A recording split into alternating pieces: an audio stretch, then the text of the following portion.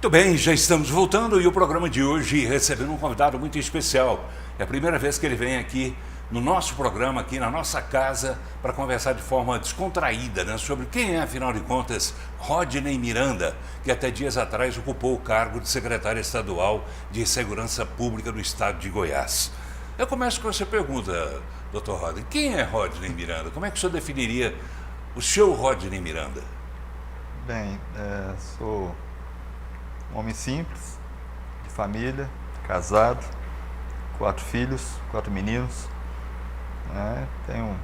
Sou muito caseiro, tenho uma vida bem simples, bem tranquila, mas quando é preciso, a gente vai à luta, vai à guerra, principalmente nas missões que as pessoas, mas principalmente que Deus, que a vida nos deu, na segurança pública, na polícia, enfim, para mim é difícil me autodefinir.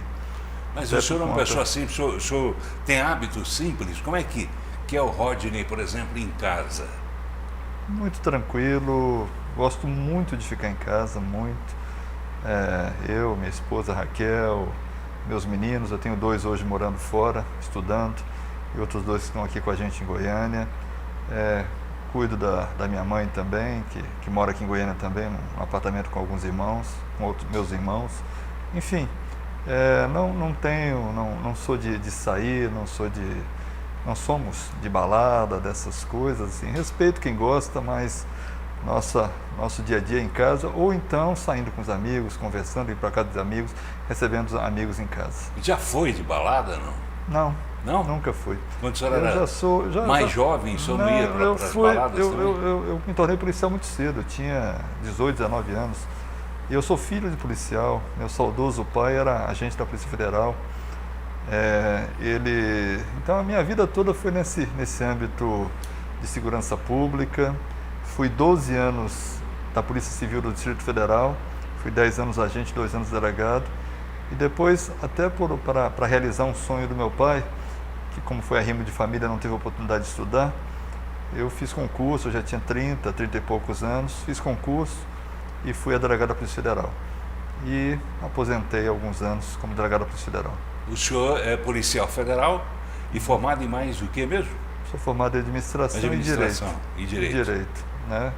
Estou aposentado da Polícia Federal, tenho OAB, mas nunca exerci o cargo a função de advogado. O senhor nasceu em Brasília? Nasci em Brasília. E na Brasília que ainda tinha aquela efervescência daquela turma de roqueiros ou não?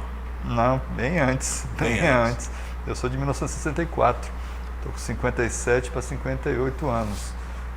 Mas quando o senhor tinha lá seus 20 anos, isso foi em 1984, foi a efervescência, né? Exatamente, Renato Russo, Paralamas e uma série de outros.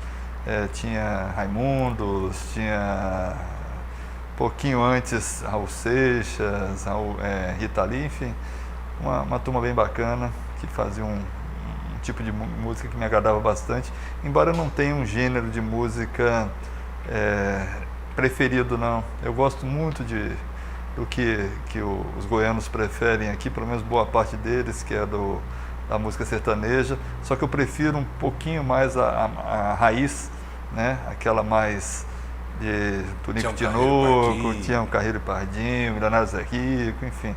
Gosto mais daquela, mas assim, se você me perguntar... Mas gosta do sertanejo daqui também? Também. Esses jovens estão aí agitando e explodindo, não só aqui, mas no Brasil todo e no mundo. Exato, os jovens fazendo muito sucesso, né? No Brasil inteiro, no mundo inteiro. É uma coisa de louco, né? Quem quer fazer sucesso e não mora aqui, vem para cá porque acha que pode beber da água aqui e fazer sucesso. Aqui é o celeiro, né? Aqui é o celeiro. Como você citou, na década de 80 e 90, o Brasília foi o celeiro de banda de rock nacional. Então, assim, sempre... Mas o senhor não curtia nenhuma banda dessas? Eu gostava de Paralamas, gostava muito do Renato Russo. O senhor estudava na época ainda? Como é que era? Eu 20 fazia, anos? Deixa eu ver, aí tem que fazer cálculo, 20 né? anos. Na década, em 84, por exemplo, né? Que foi já fazia faculdade, já fazia administração, 84, então foi uma...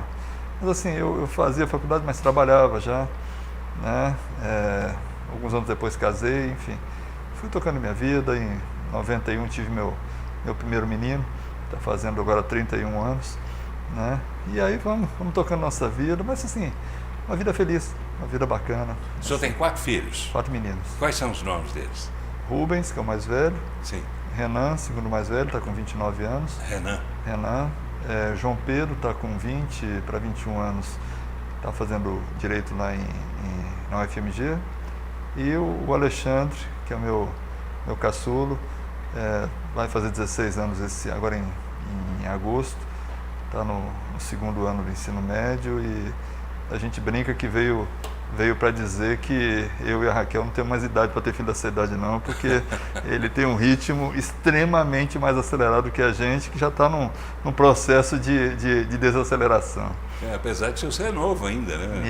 Isso. A Raquel, imagino, deve ser nova também, talvez até mais nova que o senhor. Tem 51 anos, Raquel, eu estou com 57. Mas essa meninada chegou com tudo, né? Já nasce com um celularzinho na mão, né? Sai da barriga da mãe com um celularzinho na mão. Né? Eu conversei quando era prefeito uma vez com um desses escritores de autoajuda, eu me recordo o nome dele, e ele me falou uma coisa interessante. Ele falou assim, um garoto de 7 anos de idade hoje tem muito mais informação que o imperador do Império Romano. Não é? Então, assim, para a gente ver a complexidade, a velocidade que eles recebem essa informação e a velocidade impressionante que eles processam a informação. Né? E a gente tem, assim, a nossa geração tem um pouquinho mais de dificuldade com isso. A gente tenta acompanhar, até porque para viver nesse mundo a gente tem que tá dentro, né? Dentro dessa tecnologia digital, enfim. Mas não é fácil não. Para nós do papel, né, do impresso, da revista, do jornal impresso e tal, dar esse pulo não foi fácil, e em alguns pontos não está sendo fácil não. Eu ainda prefiro um jornal impresso, sabe, para ler com calma. Enfim. De preferência aqueles jornalões ainda. Exato. O jornalão é até mais difícil de dobrar e tal. Esses mais novos, esse tipo formato mais... É isso, esses são melhores. Pois é, e como é que é se colocar o senhor frente a frente com o computador? O que é que o senhor faz? Qual é a reação sua? Falar, liga o computador e escreva aí uma coisa qualquer. Hoje eu já sei mexer um pouquinho mais, mas no início foi tenso, assim, um olhava para a cara do outro e ficava se encarando. Hoje já dá para fazer. Mas assim, eu sempre recorro aos meus universitários. Então, se eu tenho algum problema, eu chamo meus meninos e me ajuda. Por exemplo, vou dar uma... Raquel até brinca, né, que quando eu vou dar alguma entrevista online, eu começo a me preparar 1 hora antes. E é um pânico em casa, porque se der algum problema, eu já começo a chamar os meninos, por favor, por favor. Então, eles já ajeitam tudo para mim, eu já sento e só fico online e pronto. E como é ter sido delegado federal? O senhor tinha quantos anos quando foi delegado? Eu fui agente... Quando eu fui delegado da Polícia Civil DF, eu tinha um pouco menos de 20, de 30. E fui para a Polícia Federal com 30, 32 anos, mais ou menos. A primeira atuação sua na polícia, o senhor se lembra ou não? Foi DF. Eu era delegado-chefe da Delegacia de Repressão de Entorpecentes. Vixe. Eu cuidava do... Justo em Brasília? Brasília e em torno, né? Porque eu digo justo em Brasília porque foi naquela época que a gente falou agora há pouco, né? De rock ao extremo, de droga ao extremo. Tivemos alguns dissabores na época, enfim, porque tinha apologia ao crime, a gente chegou até a autuar algumas bandas famosas na época por fazendo apologia ao uso de drogas. Mas assim, era um outro tipo de legislação, uma outra época, e a gente estava lá para fazer cumprir a lei, e eu sou muito duro e muito radical contra as drogas. A minha maleabilidade para esse assunto é muito pequena. É zero. Zero. Eu não aceito liberação, não aceito, sou absolutamente contra, até porque nesses meus quase 40 anos de serviço público, a maioria deles na polícia, eu vi o que a droga causa. Eu vi várias etapas, desde quando atua quando pequeno, o desastre que fica a vida familiar, não só a pessoa que está usando, e as consequências terríveis depois. Isso para quê? Para beneficiar traficante? Para beneficiar pessoas, para dinheiro? né? Assim, a pessoa que vem conversar comigo sobre liberação do uso de maconha, por exemplo, sai com mais questionamentos do que entra, né? Porque eu entendo, Paulo, assim, por que liberar maconha e não liberar outras drogas? Vamos colocar assim, né? Uma outra coisa, eu sempre coloco, e aí eu sempre coloco a questão do cigarro. Eu comparo com o cigarro, tá? Se você lembra bem, na década de 80, o Ministério da Saúde começou a desenvolver um processo de criminalização sem lei do cigarro. Não sei se você lembra, antigamente faziam propaganda de cigarro, e cigarro era relacionado a boas coisas, a esporte, a sucesso, a tudo. Daí foi proibido isso. A propaganda do Marlboro, por exemplo, era cavalos e tal, troço. Não, tinha um cigarro que falava ao sucesso. Quer dizer, quem fumava ia para o sucesso. E aí eu coloco assim, então, década de 80, proibiram propaganda, década de 80, fumar em repartição pública,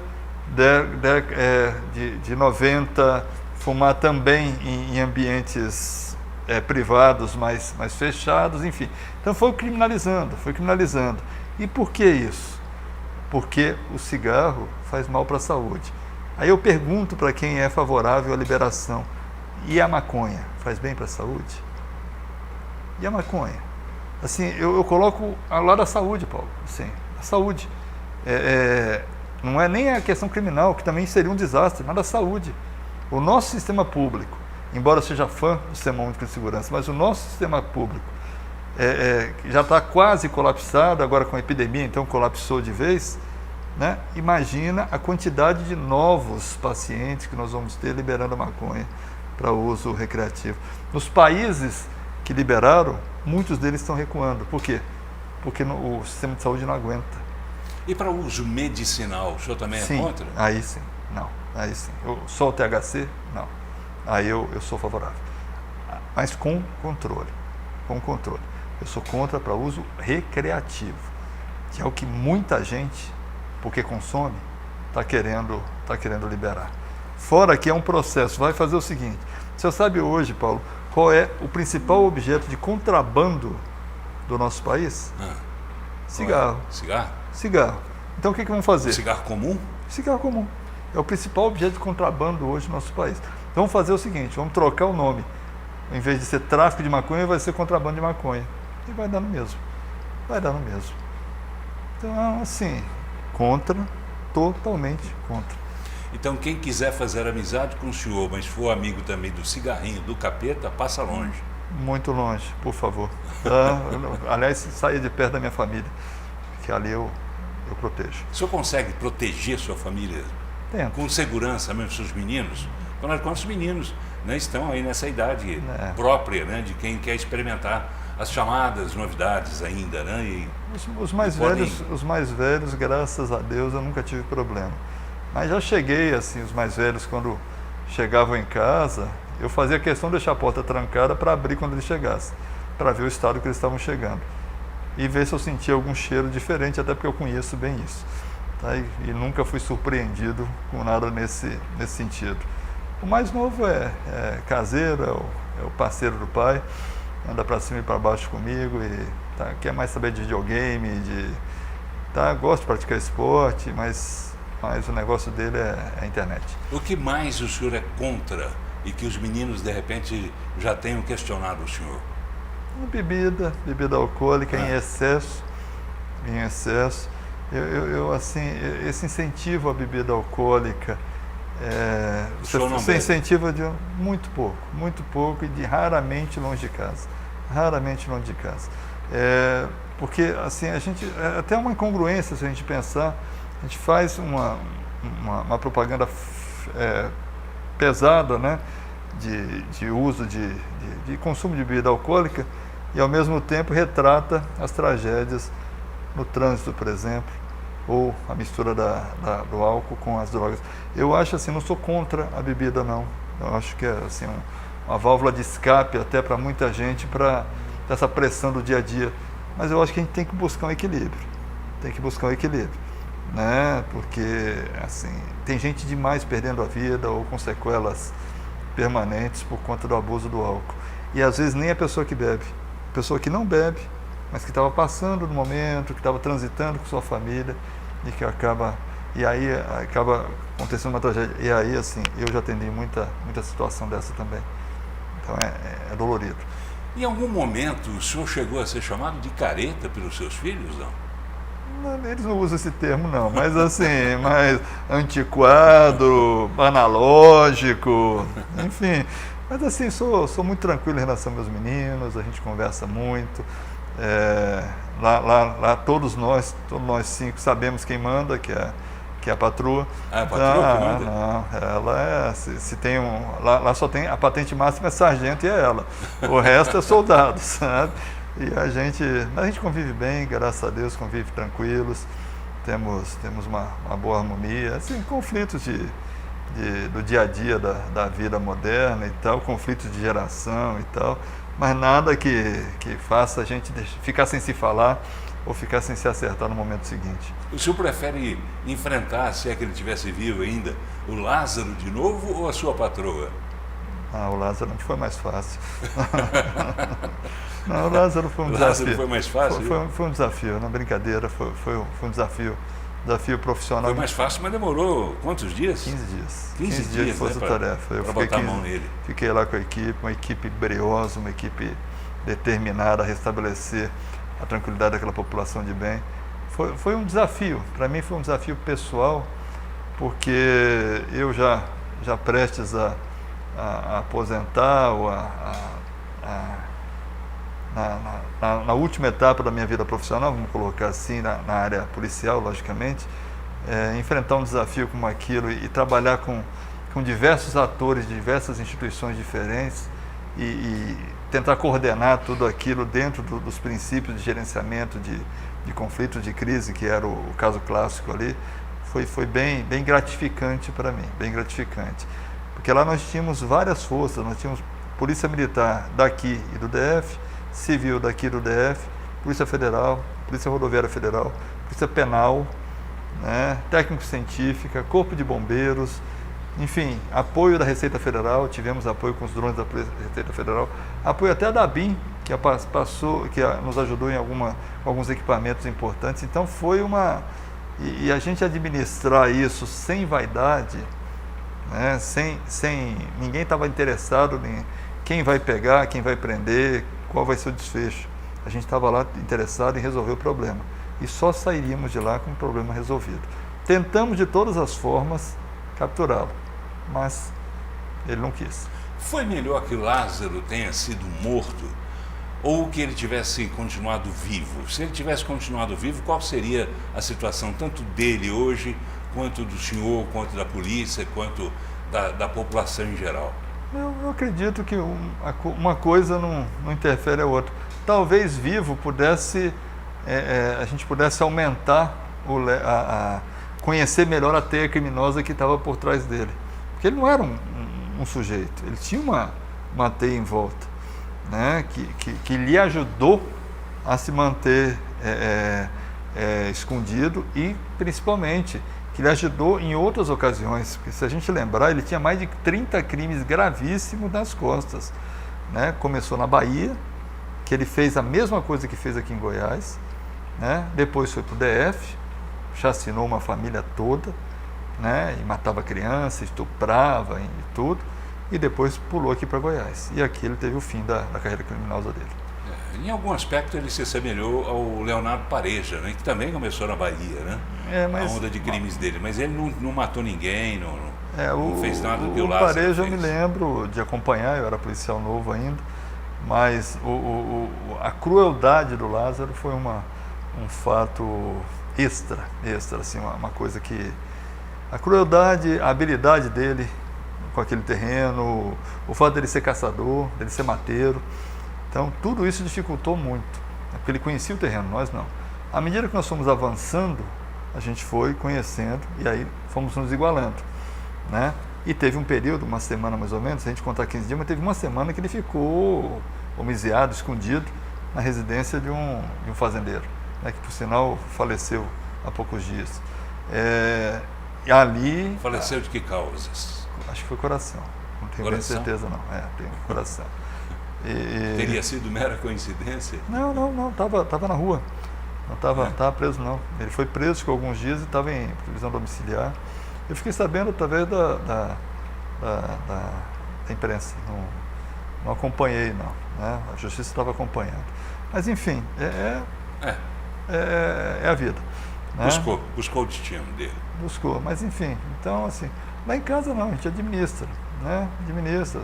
Eu e a Raquel temos uma parceria, um amor de quase 30 anos, respeito mútuo, enfim, ela sabe das minhas limitações, eu das delas, e a gente vai se encaixando e se preocupando, cuidando agora os pais dela já são falecidos, a minha sogra antes de falecer morou muito tempo com a gente, né? Era uma pessoa muito querida para mim.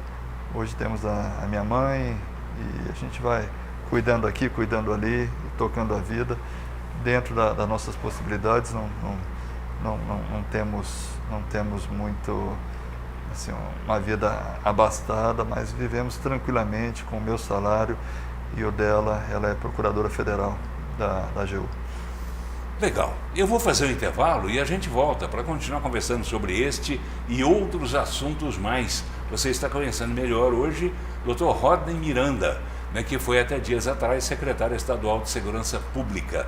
A gente volta rapidinho. Fique ligado.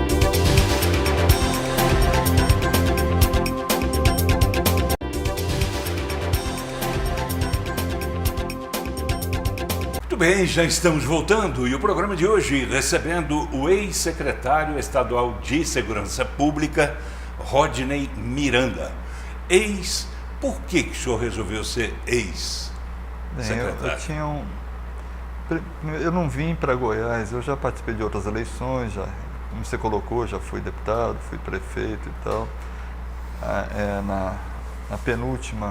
Na última eleição de deputado eu fiquei como suplente, deputado federal lá pelo Espírito Santo, e agora, por conta do bom trabalho que as forças de segurança fizeram, eu ganhei um pouco de notoriedade e o meu partido me pediu para concorrer. Eu conversei com o governador Ronaldo Caiado, ele achou interessante a ideia, até para a gente poder defender mais abertamente o nosso legado, que é um legado importante, para o legado do governo dele, governo do governador Ronaldo Caiado, que a gente honrosamente faz parte, na área de segurança. E eu já trabalhei muito com legislação. A competência para legislação na minha área específica, penal, processo penal, é do Congresso Nacional, exclusiva do Congresso Nacional. Eu já fiz algumas legislações, projetos, textos de legislação, que foram depois encaminhados para os deputados para serem aprovados. O mais conhecido deles é o texto base do Sistema Único de Segurança Pública, do SUSP, que eu que escrevi. Então eu pensei, por que não? Eu tenho muitas ideias de legislações para melhorar a nossa condição de sociedade. Então, por que não usar essa experiência que eu tenho na rua, na operação, no contato com a linha de frente, para tentar melhorar a condição desses profissionais heróicos que nós temos hoje no Brasil todo, defendendo a nossa sociedade. Eu vou te dar um exemplo. O nosso país hoje, aí falando em legislação, né? Legislação penal e processual. No nosso país hoje, quem tem direito, quem tem garantia, é criminoso, são os criminosos. Nós, cidadãos de bem, que pagamos nossos impostos, e que somos a esmagadora maioria, sobram deveres e obrigações. Quer dizer, a nossa sociedade hoje está de cabeça para baixo. E isso ajuda a explicar essa confusão que a gente vive hoje e esse clima pesado de insegurança que a maior parte do Brasil vive hoje. Nós temos que refazer e colocar assim, quem tem que ter direito e garantia somos nós. direito de sair na rua, garantia de poder exercer nossa profissão sem ser molestado, e ser vilipendiado por ninguém, enfim. Então, é isso que a gente quer mudar. Alguns exemplos, assim, no Brasil hoje, o cara para cumprir a pena, o cara para ser preso, ele tem que fazer muito esforço, porque senão não fica. Existe, inclusive, uma resolução, né, do CNJ, que é a tal da audiência de custódia. Isso, né? Não, isso é lei. Isso é lei. Lei federal. Começou com uma resolução, né? Do mas CNJ. depois agora é lei. Começou com uma resolução. E que faz o caminho de volta para as ruas ficar cada vez mais fácil. Não, né? assim, eu vejo vários profissionais, eu também já me senti assim, enxugando gelo. A gente prende, solta, prende, solta, prende, solta. Só que à medida que ele vai vendo que o criminoso vai vendo que vai crescendo nele esse sentimento de impunidade, ele vai ficando mais ousado e ficando mais violento. E aí vai alimentando esse ciclo em que só quem perde somos nós, é a sociedade. São as pessoas de bem que nós da polícia, que nós da justiça, nós do Ministério Público, temos que cuidar e temos que proteger. E a gente não tem instrumentos hoje. Então meu objetivo é esse, é fazer com que essas pessoas que cometam crime cumpram suas penas, dentro da legislação, com todas as garantias, todos os direitos inerentes, mas cumpram. Pois é, isso nós fizemos. O senhor próprio disse que essas coisas todas dependem de Brasília. Quer dizer, quem mexe com essa legislação são os federais, deputados federais, senadores e tal. Por isso que eu sou pré-candidato, para ir lá. O senhor quer ir lá e o senhor acha que o senhor vai conseguir mudar essa situação? Eu estou levando minha experiência, quero levar minha experiência e quero levar também exemplos concretos do que essa legislação está fazendo mal e a necessidade de mudá-la. Vou te dar um exemplo. Progressão de regime de pena. Código Penal. Progressão de regime de pena. Uma pessoa hoje que é condenada a 30 anos, se for muito daquele sem dinheiro. Não é nem sem dinheiro, e se criar problema no cumprimento da pena e tal, fica 10.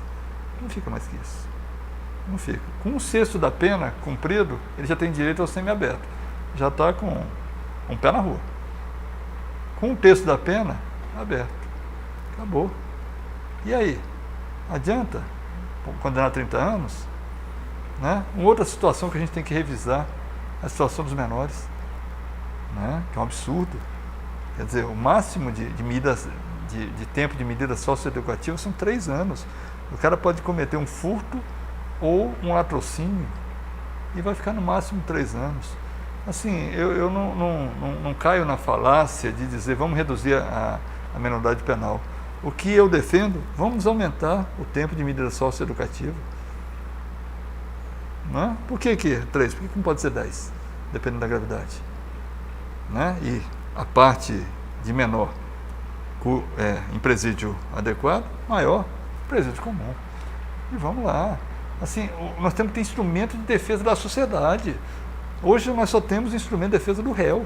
E quem é que defende o réu tanto assim, ao ponto de chegar a esse desvirtuamento da situação toda, se não os políticos? Por que os políticos fariam isso? Que classe de políticos é essa que faz esse tipo de coisa? Quem são esses políticos? Não vou criticar os políticos, eu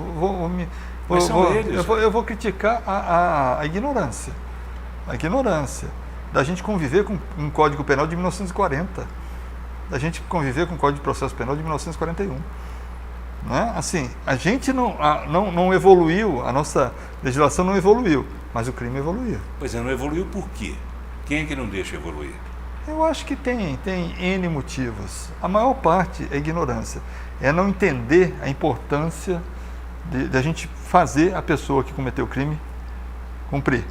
Né? Não adianta. As nossas reações, a reação do Congresso sempre foi no sentido de aumentar a pena. Não é? Criamos crimes hediondos, então agora os crimes são não sei o quê. Mas, assim, na hora de aplicar a lei, se aplica com o instrumento que tem hoje. O instrumento que tem hoje só fica preso hoje quem não tem bom advogado. Quem tem bom advogado sai no mesmo dia ou no dia seguinte. a menos que o clamor da sociedade, por causa da gravidade do crime, abafe. Mas senão, e aí eu não estou criticando o judiciário não, tá? Nem Ministério Público. Eles estão limitados por essa legislação arcaica que nós temos hoje, arcaica.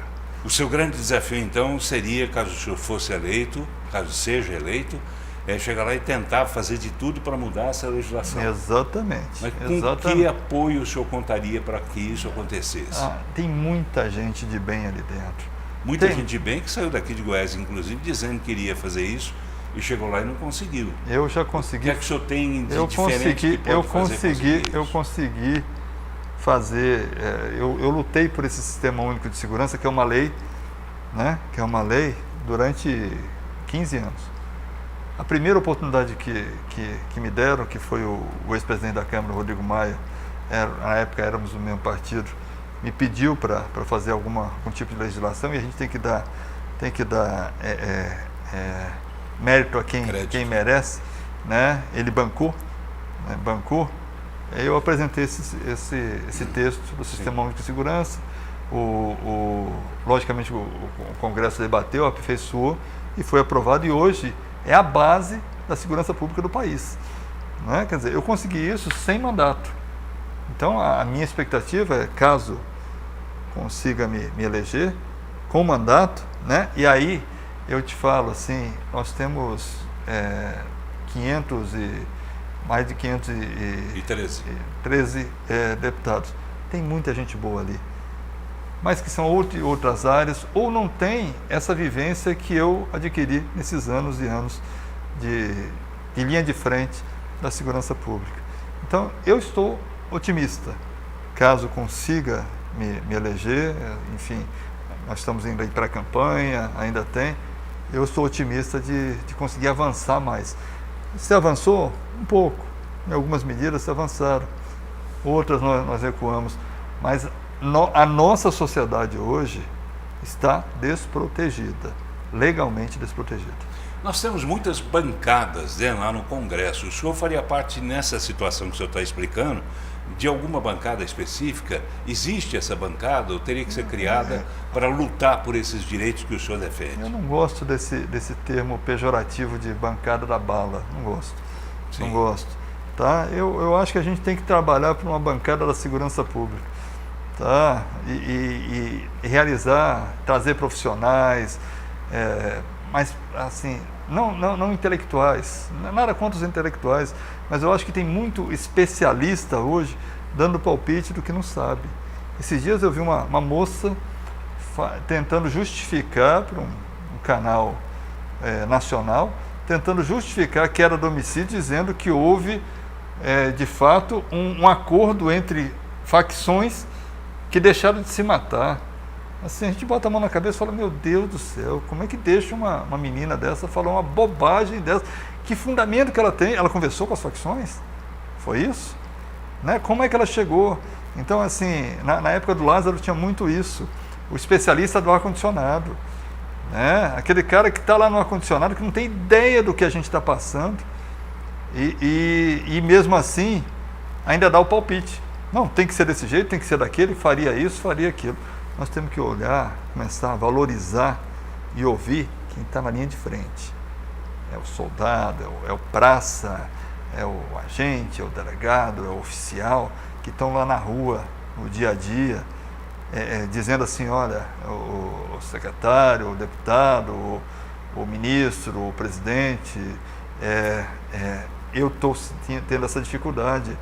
Eu não aguento mais prender esse sujeito, já prendemos ele 500 vezes. Nós temos que mudar essa lei para o judiciário poder segurá-lo, porque hoje o judiciário não tem instrumento para segurá-lo.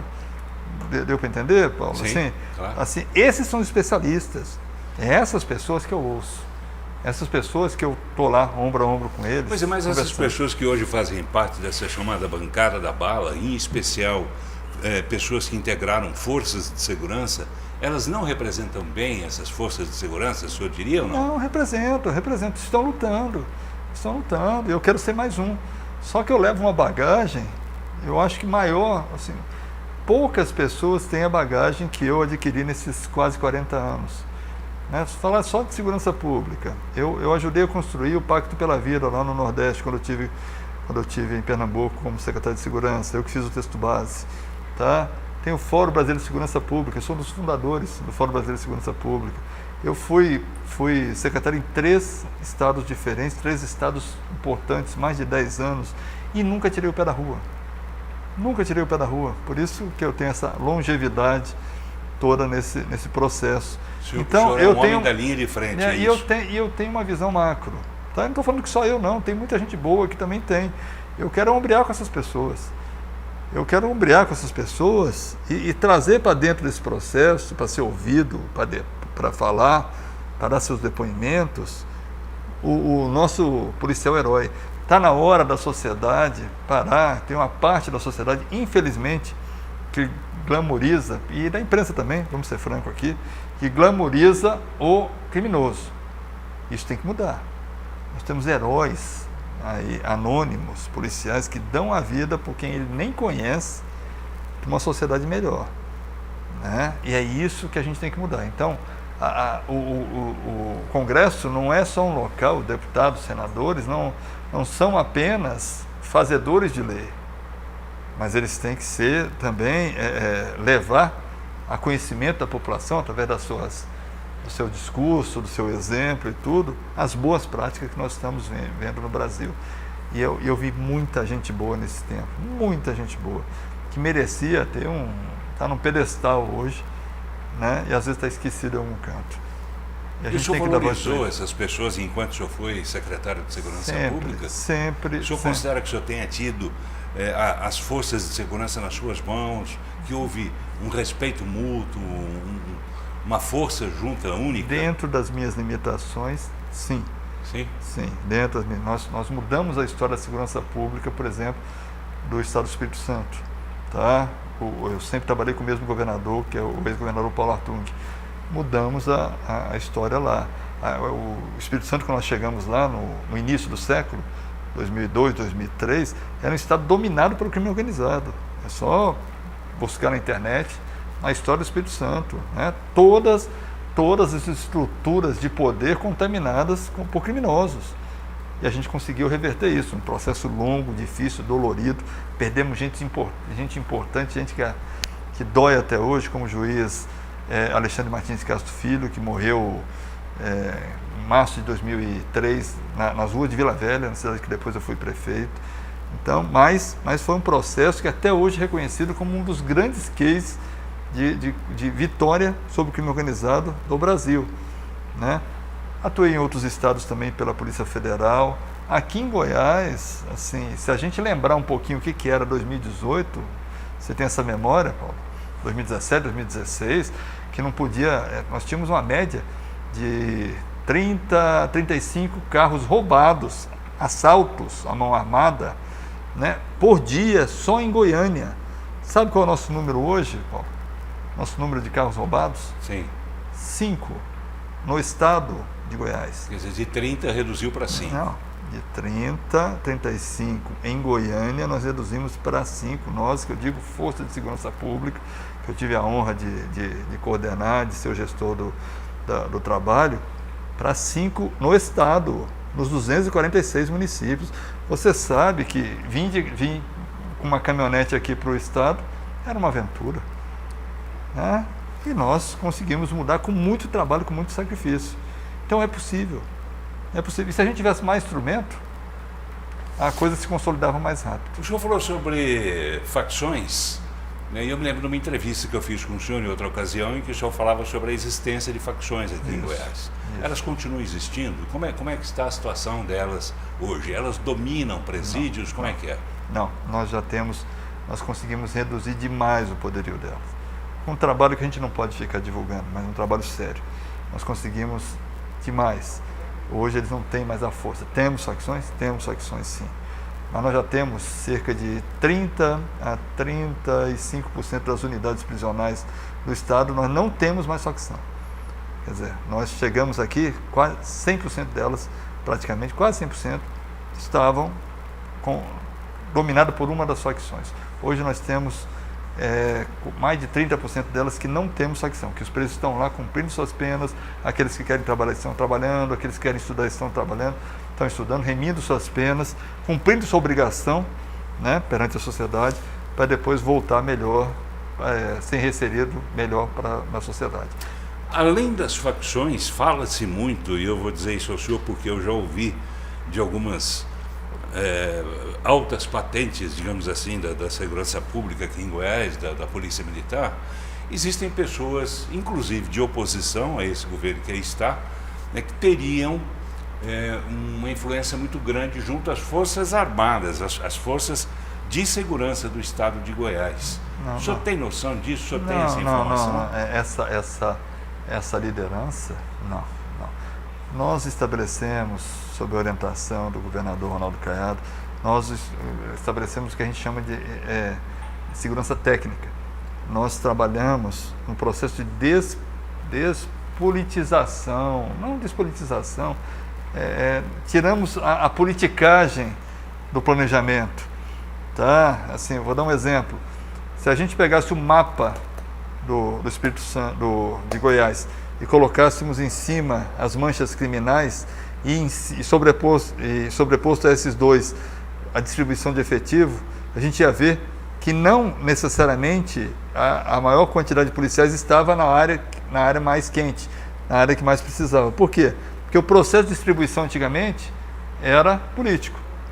Você está a favor do governo, você vai ter mais efetivo na sua região. Você está contra, esquece. Entendeu? E nós rearrumamos isso, recebemos muita crítica, eu e os comandantes no início do governo e tal, mas fizemos esse processo. Hoje a distribuição é técnica. Onde está precisando a gente coloca. Onde não está, diminui, mas sempre mantém a nossa presença lá. Estamos em todos os municípios, em todos os distritos e temos um trabalho muito forte que virou referência nacional na segurança no campo, na segurança do produtor e do homem do campo. Esse trabalho já foi, não vou falar copiado, porque os colegas secretários têm falado isso, copiado. Tem um que brinca comigo e fala assim, eu fiz um copia e cola, copia e cola, mas que já é referência para mais de 5 estados. Estávamos, né? Agora os gestores vão continuar com mais 4, quer dizer, nós vamos ficar com 10 a 11 estados com o nosso modelo de segurança no campo, que mudou a cara da violência no campo. Assim. Deu ouvir produtores me dizendo, eu não ia mais, praticamente não ia mais para minha propriedade. Levar minha família, então, muito difícil. Levar minha família e passar a noite, impossível. E hoje não. Voltaram, estão produzindo, são a grande alavanca no nosso país. O senhor afirma, então, que não existe influência externa de gente que já atuou em outro governo, nesse governo aqui, junto às forças de segurança? É isso? Assim, eu estou falando aqui do conjunto. Sim. Eu não estou falando, um policial ou outro pode ter simpatia por este ou por aquele e tal. Aí, assim, desde que ele cumpra a sua obrigação, que é prevenir e combater o crime, assim, eu não me meto com isso. Tá? Agora, sim, fazer coisas escusas, aí não. Nós temos um limite bem claro, que é o estabelecido. Nós temos total liberdade para trabalhar. O governador nos deu essa liberdade. Vocês têm total liberdade para trabalhar. O governador não interfere, não politiza, enfim, deixa a gente à vontade. O nosso único limite, que é o limite de todos nós, é a lei. Agiu dentro da lei, amigo. Tem todo o meu apoio, tem todo o apoio do governo, tem todo o apoio do governador, a hora que for, do jeito que for. Eu falava para os nossos policiais, falava assim, olha, dentro da lei, contem com esse veterano aqui. Contem com esse veterano. Tá? Eu vou ombro a ombro com vocês onde for. O exemplo foi o Lázaro, mas nós tivemos outras operações juntos. Comboio de presos, enfim, que eu fiz questão, cumprimento de mandados contra organizações criminosas, que eu faço questão de ir, primeiro porque eu gosto, segundo porque eu acho importante que o policial lá da ponta saiba que o comandante dele, o gestor dele, está lá junto com ele, valorizando o trabalho dele. Eu nunca fui, 90% das vezes que eu fui, não tem imagem. Não tem imagem. Por quê? Eu queria estar lá para dizer assim, ó, você é importante. Assim, eu te valorizo. Vamos para cima, que você vai ter retaguarda. Fora isso, o que é mais que o senhor dizia quando ia para o embate, principalmente quando o senhor ia junto da tropa, ou até só a tropa ia? O senhor dizia isso, ó, estou junto, tal, não sei, mas o senhor dizia mais o quê? Eu gostaria que o senhor dissesse para a gente logo depois do intervalo, pode ser? Okay, claro. Tá bem, a gente volta rapidinho. Fique ligado.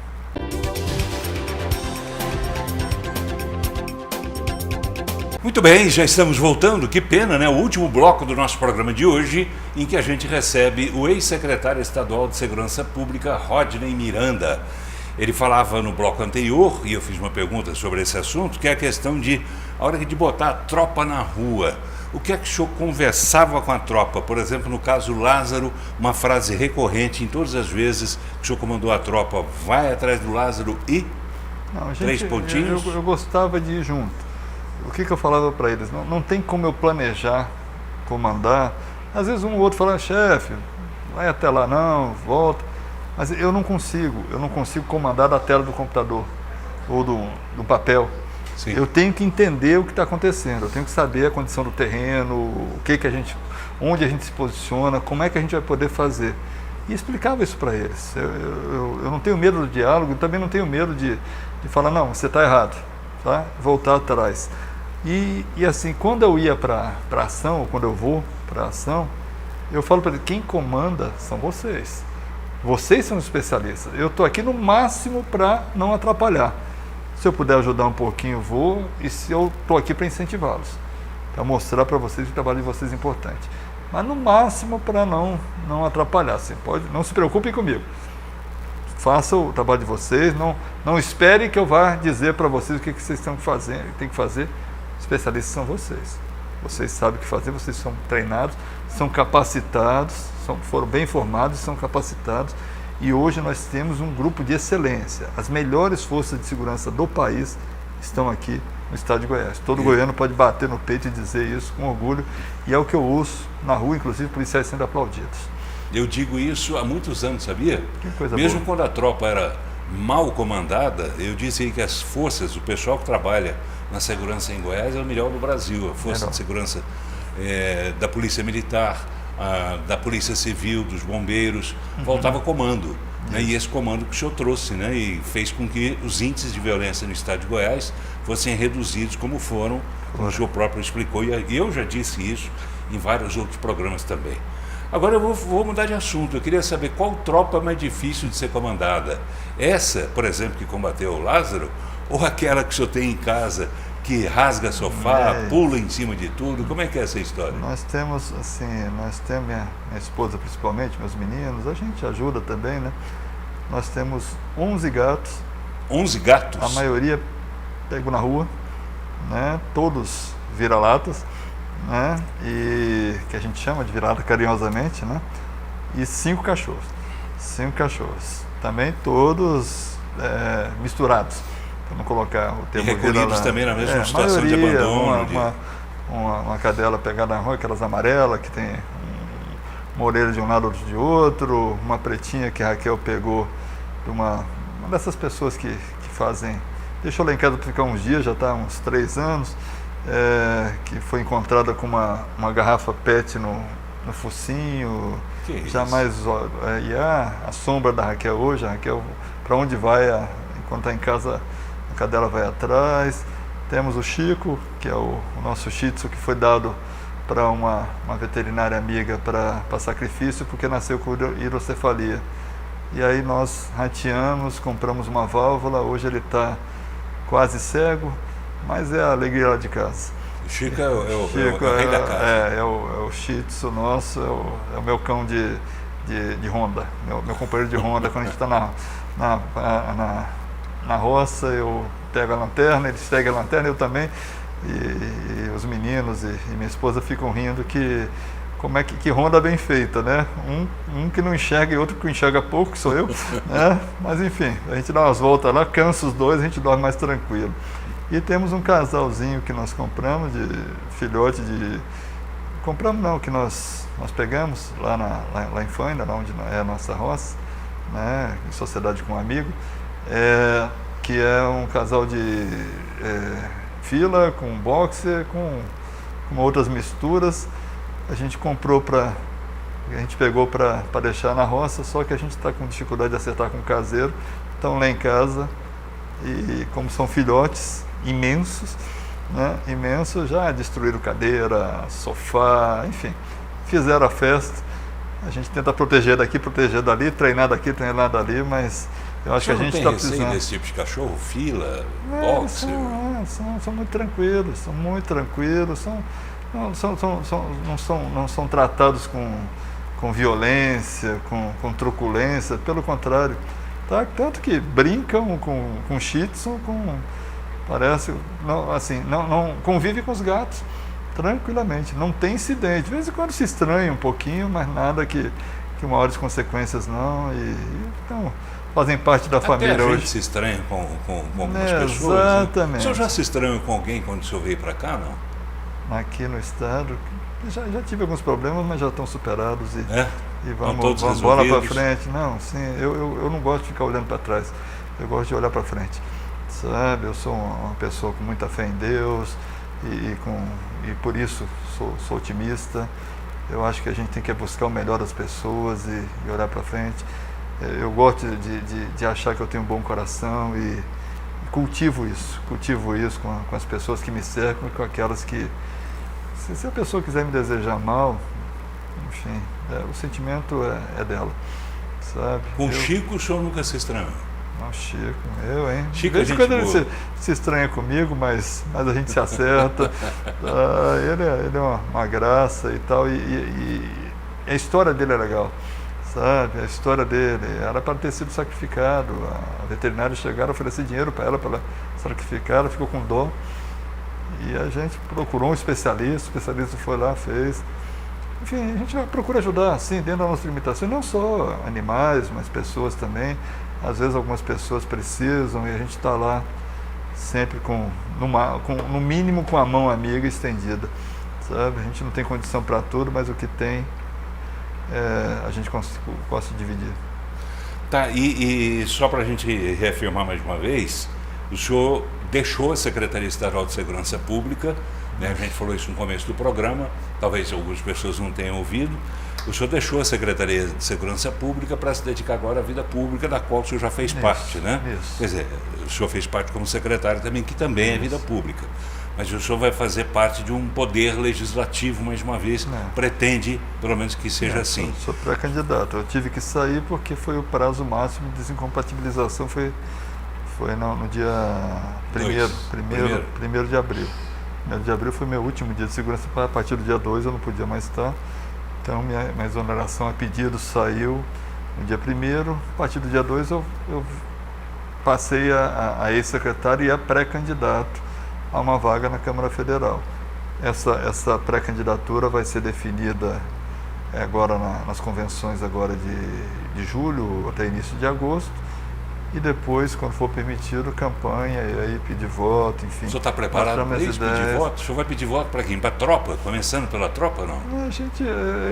Ou a tropa já conhece o senhor o suficiente? Eu não sou neófito nessa vida, né? Eu já tive quatro eleições na minha vida, fui vitorioso em 2 e fui derrotado em outras 2. Eu gosto de dizer que nas que nós somos derrotados a gente aprende mais, né? E as 2 últimas eu fui derrotado.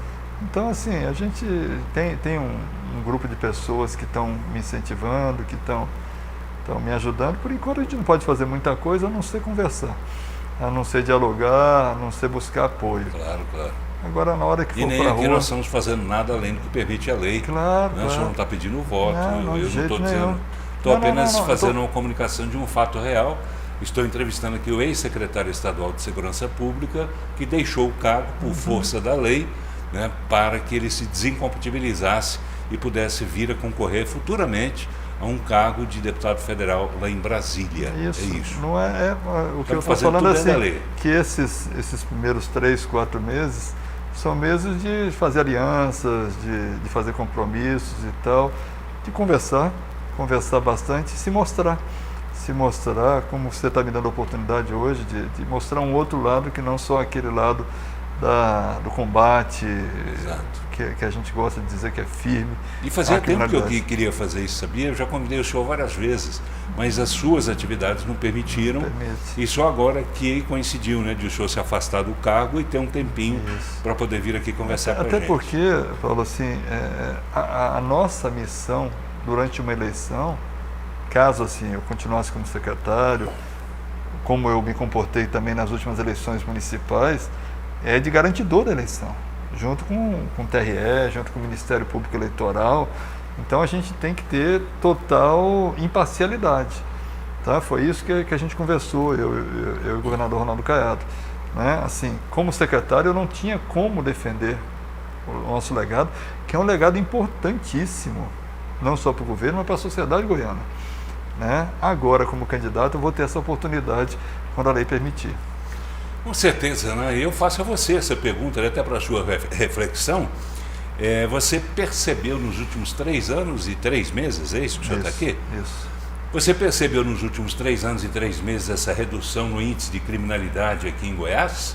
Se percebeu, está aqui a pessoa que foi responsável pelo trabalho, né, de comando das nossas forças de segurança para que isso acontecesse. Coisa que a gente sonhava há muito tempo, né? Porque uma coisa, e interessante que uma coisa é ter segurança, outra coisa é ter a sensação também da segurança. Isso é uma coisa importante que você colocou, porque historicamente a queda dos índices, a percepção, a sensação de segurança não acompanha a mesma velocidade que a queda dos índices. Aqui em Goiás nós conseguimos que as duas caminhassem muito próximas. Quer dizer, a coisa estava tão ruim, né? E é bom que se diga isso, né? Estava tão ruim em governos passados que a população, quando começou a melhorar, começou a perceber. Quando eu encontrei um senhor um tempo desses numa farmácia, era 19 horas, no final de semana, fui comprar um remédio lá para um dos meus meninos, e ele me reconheceu e perguntou se eu era o secretário de segurança. Eu falei que era, veio parabenizar pelo trabalho das nossas forças e falou o seguinte: olha, eu sou médico, eu não saía mais de casa esse horário, 19 horas, eu não trabalhava mais à noite, porque eu não tinha a garantia que eu voltaria para casa sem ser molestado, sem ser assaltado, sem correr risco de vida, de morte, aliás. Então, daí ele veio parabenizar, pediu para transmitir os parabéns ao governador Ronaldo Caiado, porque ele falou: olha, agora nós estamos tendo a segurança que a gente merecia aqui no estado de Goiás. Isso, assim, para mim, paga qualquer noite mal dormida, qualquer aborrecimento que a gente possa ter. É esse tipo de declaração. Uma senhora que trabalhava lá em casa falava: eu moro de frente para uma praça, eu não levava meus filhos mais para a praça, agora eu estou levando. A gente tinha que esperar o ônibus fora da parada. Quando o ônibus aproximava, a gente corria para a parada, porque se ficasse na parada, tinha um celular roubado, podia sofrer até um tipo de violência pior. Esse é o tipo de coisa que nos compensa muito mais que qualquer coisa.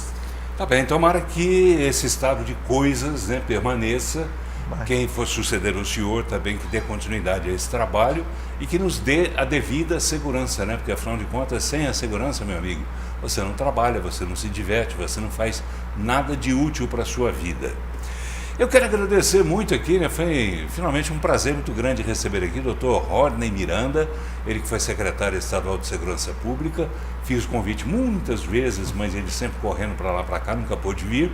E coincidiu de vir agora e eu fiquei muito feliz, Dr. Rodney. Obrigado por ter vindo, uma boa noite para o senhor. Eu te agradeço por me receber na sua casa e foi muito bom, muito bom. Agradeço a oportunidade de poder falar um pouco mais, mostrar um pouco mais da minha pessoa e principalmente na sua companhia, a companhia dos nossos amigos que estão aqui na nossa retaguarda.